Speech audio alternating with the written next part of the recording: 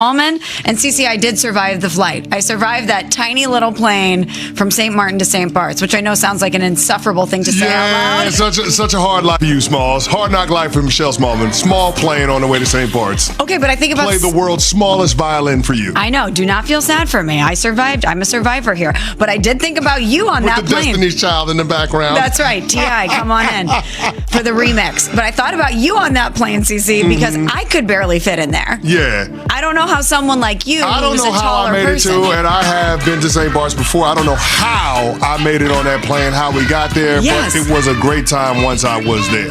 But you went on that little plane with no air conditioning and no weight distribution. Yeah, it's a little sketch. It's a puddle jumper for sure. It's a puddle jumper. Yeah. When you can reach and touch both sides of the plane, it's not a settling feeling.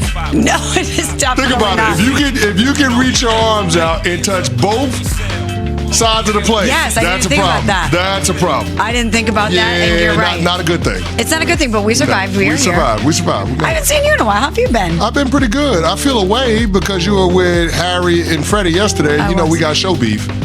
We do. I don't know if they explained it to you. They did not. We got some show beef. Hold on. I didn't know this. This is a long-standing show beef, and I just can't believe that you were so cavalier in terms of driving the show yesterday and being with the enemy. It made me feel some type of way. But as my teammate, you have to tell me who our mutual enemies are. Well, yeah, but I would expect that the guys in Vegas East would let you be informed that we got an issue with Freddie and Harry. They didn't tell me, guys. Not just with sports takes, but just in general. We got an issue with them. Okay, so what are the issues?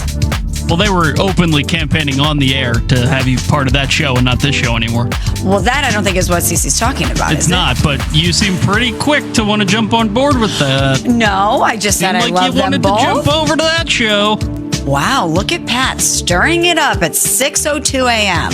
Well, Freddie calls him King Mixer. He is the king mixer. Yeah, but I mean, we got. Beef? I mean, there's several things. Okay. I think it's too lengthy to outline right now. Maybe I have to come up with a candy power ranking. Yes, Top 5 please. reasons why we got show beef with Freddie and Harry. I want that. But we do have Number beef. 5. It's a real thing. Oh, okay. And the fact that you were just so comfortable, so cavalier, yucking it up with them yesterday, I don't know, made me feel away.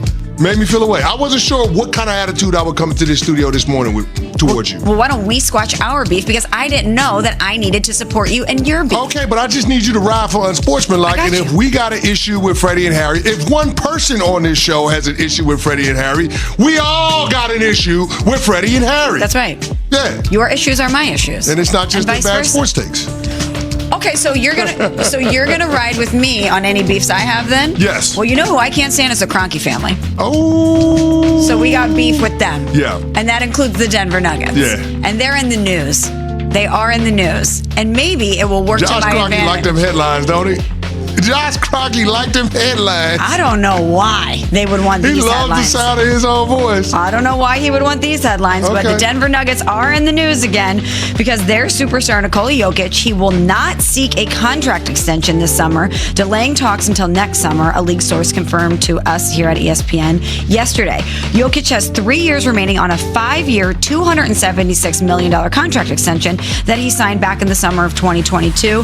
He's, of course, a 3-time MVP. He has a player option, and the final year of the deal worth $62.8 million in 2027-2028, but he is eligible to sign a 3-year, $200 million extension up until October 20th. That's according to our Bobby Marks. Now, CC, people are maybe trying to read into this. Is he wanting to explore his options? Is he wanting to see what Denver does to continue to build around him as far as a contender is concerned? Is this about the financials? Well, by waiting until the 2026 offseason to work on an extension, Jokic is able to add a 4th year at an additional $77 million.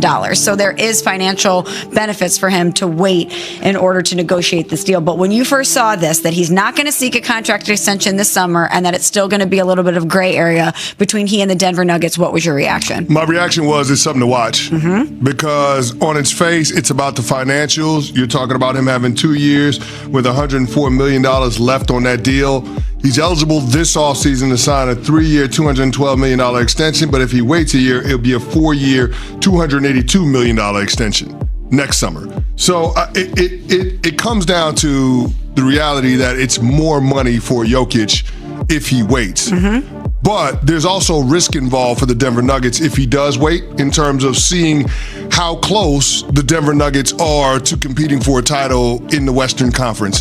When you look at everything that's happened around the West this offseason, with Kevin Durant going to Houston and the Oklahoma City Thunder winning the championship, the Minnesota Timberwolves, the Golden State Warriors, the Dallas Mavericks, the San Antonio Spurs, all of these teams are going to be vying for Western Conference supremacy. And so when Nikola Jokic puts it on the record at the end of last season that he's frustrated because of the lack of depth on his team, not allowing them to compete at the highest level, the starters not having enough gas at the end of the season when the games matter the most, the organization was put on notice.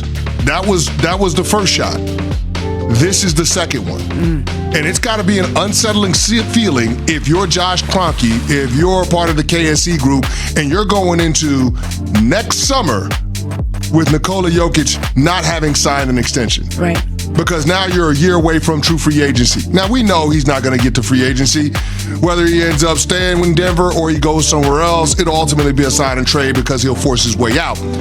But as you get closer to that true free agency date, the pressure ratchets up on the Denver Nuggets in order to appease Jokic and make him feel like they are going to do right by him while he's in the heart of his prime. You are talking about a player that's 30 years old and is a 3-time MVP. He is at the height of his powers. Yep. He is the best player in the world, No period. doubt. Period. There is no shortage of teams that will want him. Listen, if the Denver Nuggets put him on the trading block, you're talking about 29 other teams calling him, seeing what's up. Can you imagine? Yeah, like that's the reality of the situation that they're in, which makes it even more maddening why Josh Kroenke, a couple of weeks ago, would mention the God forbid of having to trade number 15. Yeah. Why would you needle Nikola Jokic when he already doesn't see eye to eye with the organization in terms of roster composition? You fired the general manager. You fired the head coach that he won a ring with.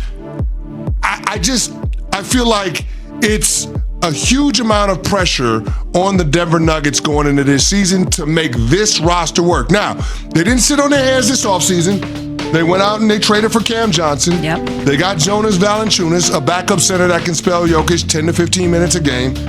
You brought back Bruce Brown. You got THJ. You already have Christian Braun. You know, you got Zeke Naji. So you have more depth on your bench now than you did at the end of last year. But they've got to make it work. It's not just about being able to put names on the roster. It's about this group coming together and playing well as a team. So there's a huge amount of pressure on Josh Kroenke. There's a huge amount of pressure on their front office. There's a huge amount of pressure on first-year head coach David Adelman.